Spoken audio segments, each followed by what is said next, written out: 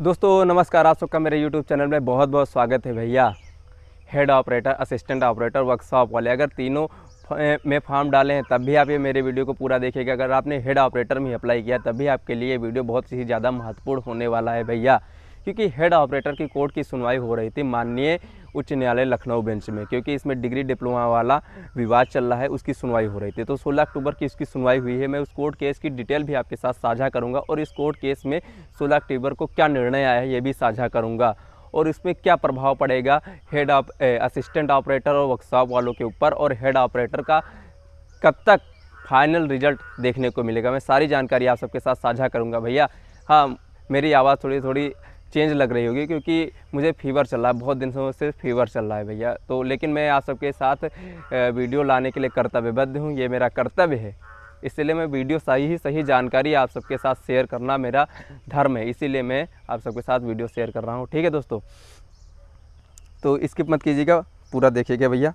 ठीक है, तो भैया इसके पहले इसकी सुनवाई हुई थी 23 सितंबर और 24 सितंबर को। उसमें ये कहा गया था कि इसमें एक नई डेट लगेगी 14 अक्टूबर से शुरू होने वाले सप्ताह में। कोई पहले दिन नहीं निर्धारित था, किसी दिन सुनवाई होगी। फिर बाद में एक नोटिस आती है कि इसकी डेट लग गई 16 अक्टूबर। 16 अक्टूबर यानी कि कल इसकी सुनवाई होनी थी। अब इसकी डिटेल में बेसिक डिटेल आपको शेयर कर रहा हूँ भैया। 16 अक्टूबर की इस कोर्ट केस की सुनवाई होनी थी। Case listed in court number 6, bench ID थी 3012 और सीरियल नंबर था 316 और stage of case as fresh लिया गया था केस। और इस कोर्ट केस की सुनवाई करने वाले जस्टिस थे आलोक माथुर सर, जिनकी बेंच आईडी है 3012 और बेंच टाइप सिंगल बेंच है भैया। ठीक है भैया, और सारी जानकारी मैं आप सबके साथ स्क्रीन पर शेयर कर दूंगा। ठीक है, आप भी देख लीजिएगा। ठीक है दोस्तों, अब इसकी कल सुनवाई में हुआ क्या, मैं उस पर आता हूं कि इसकी सुनवाई में हुआ क्या। भैया देखिए, जो ये हेड ऑपरेटर का माननीय न्यायालय फाइनल निर्णय पर अभी नहीं पहुंचा है। इसमें मैंने कल भी जो वीडियो डाला था उसमें यह बताया था कि ये भी 1-2 सुनवाई लगेंगी। क्यों, कारण भी इसका बताया था, क्योंकि इसके जस्टिस चेंज हुए थे। पहले इसके जस्टिस थे भैया राजेश सिंह चौहान सर, यानी कि 23 तारीख और 24 तारीख को 23 तारीख और 24 सितंबर को जो सुनवाई की थी वो माननीय राजेश सिंह चौहान सर थे सुनवाई करने वाले। फिर जस्ट 16 तारीख को यानी कि 16 अक्टूबर को इसके जस्टिस चेंज हो गए, माननीय आलोक माथुर सर हो गए। तो जस्टिस चेंज हो गए तो तुरंत निर्णय आना मुश्किल था, 1-2 सुनवाई लगनी तय थी। इसीलिए मैंने कहा था कि अगर कल निर्णय आ जाए तो बहुत बढ़िया, तो बहुत सही है, सबके लिए सही होता अगर कल निर्णय आ जाता। लेकिन कल निर्णय नहीं आया है। एज फ्रेश ली गई है भैया, सिंगल बेंच में इसकी सुनवाई होनी है। इतनी डिटेल्स मुझे प्राप्त हुई, मैं वही आप सबके साथ साझा कर रहा हूँ भैया। 6 नवंबर का भी इंतजार करते हैं, 6 नवंबर को क्या होता देखते हैं। अब उम्मीद करते हैं, मैंने भी कहा था कि 16 अक्टूबर को इसका निर्णय आना तो मुश्किल है, 1-2 सुनवाई लगेंगी। तो उम्मीद करते हैं कि 6 नवंबर को जो सुनवाई हो रही है इसमें निर्णय आ जाना चाहिए। 6 नवंबर को एक अंतिम निर्णय, एक फाइनल डिसीज़न माननीय न्यायालय का हमें प्राप्त होता हुआ दिखाई पड़ेगा। देखिएगा दोस्तों, ऐसा ही होने वाला है।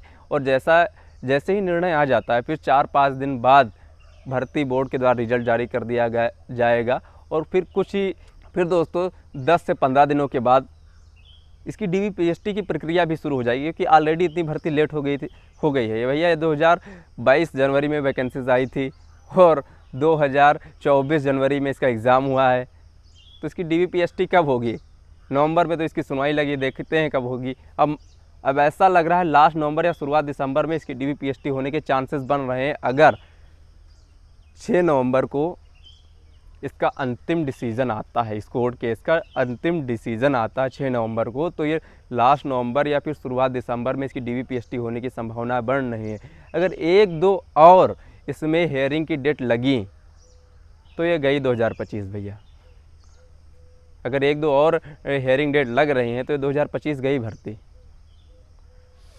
अब उम्मीद करते हैं कि 6 नवंबर को ही इसका अंतिम निर्णय आ जाना चाहिए। अंतिम निर्णय आएगा तो सबके लिए ही बेहतर रहेगा, चाहे डिग्री वाले हों चाहे डिप्लोमा वाले हों, सबके लिए एक बेहतर रहेगा कि जल्दी से जल्दी निर्णय तो आए भैया, अगली तैयारी करें। अब दोस्तों हम बात कर लें कि हेड ऑपरेटर कोर्ट केस जो चल रहा है इसका क्या कोई प्रभाव असिस्टेंट ऑपरेटर या वर्कशॉप वाले स्टूडेंट्स के ऊपर पड़ रहा है। देखिए, एक जो भर्ती बोर्ड के द्वारा RTI का रिप्लाई दिया गया था, किसी भाई ने RTI दायर की थी कि तो उसके बारे में रिप्लाई दिया गया था कि ये जो असिस्टेंट ऑपरेटर और वर्कशॉप वाली जो भर्ती है इसमें CRL जांच चल रही है। कुछ भर्ती प्रक्रिया में धांधली हुई तो इसके लिए एक CRL जांच शुरू की गई थी, तो CRL जांच चल रही है, वो भी उसमें समय लगता है ना, तो इसीलिए वो थोड़ी डिले हो रही थी। एक कारण ये भर्ती बोर्ड ने बताया था भैया। एक कारण तो ये हो गया कि CRL जांच होने के कारण असिस्टेंट ऑपरेटर वर्कशॉप वालों की भर्ती प्रक्रिया थोड़ी डिले हो रही है। लेकिन एक कारण ये भी हो सकता है, क्लियर नहीं मैं कह रहा हूँ कि है, लेकिन ये भी एक कारण हो सकता है कि हेड ऑपरेटर की भर्ती प्रक्रिया साथ में कराना चाह रहा हो भर्ती बोर्ड, इसीलिए थोड़ी सी डिले कर रहा हो कि इसका भी निर्णय आ जाए तो तीनों भर्ती प्रक्रियाएं साथ में करा ली जाए।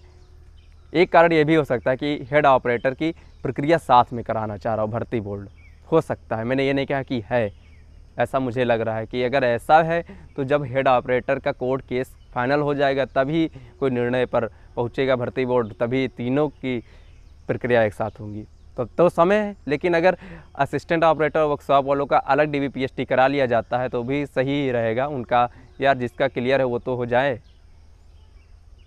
तो हेड ऑपरेटर में थोड़ा सा समय लगेगा, जब उसकी प्रक्रिया पूर्ण हो जाएगी, कोर्ट के द्वारा एक निर्णय आ जाएगा, फिर उसके बाद इसकी प्रक्रिया की जाएगी। ठीक है दोस्तों। और हाँ दोस्तों, कल मैंने वीडियो डाला था, उसमें बहुत सारे कमेंट आ रहे थे, भाई आपका चेस्ट नहीं है, आपकी एज अंडर एज है। भैया अगर अंडर एज होते तो फॉर्म ही नहीं डालते। और रही बात चेस्ट की, इसमें थोड़ा सा फीवर चल रहा है बहुत दिनों से, मुझे टाइफाइड हो गया था, उसके कारण थोड़ी सी हेल्थ इश्यूज़ आए हैं और मुझे पता है मेरा चेस्ट है। ठीक है, हाँ इसमें थोड़ा सा डाउन हुआ होगा क्योंकि फीवर जब आता है ना तो बहुत ज़्यादा प्रॉब्लम हो जाती है। तो भाई कोशिश करते हैं कि ठीक हो जाए, ठीक ही हो जाएगा, भगवान की कृपा रहेगी, ठीक हो जाएगा। ठीक है।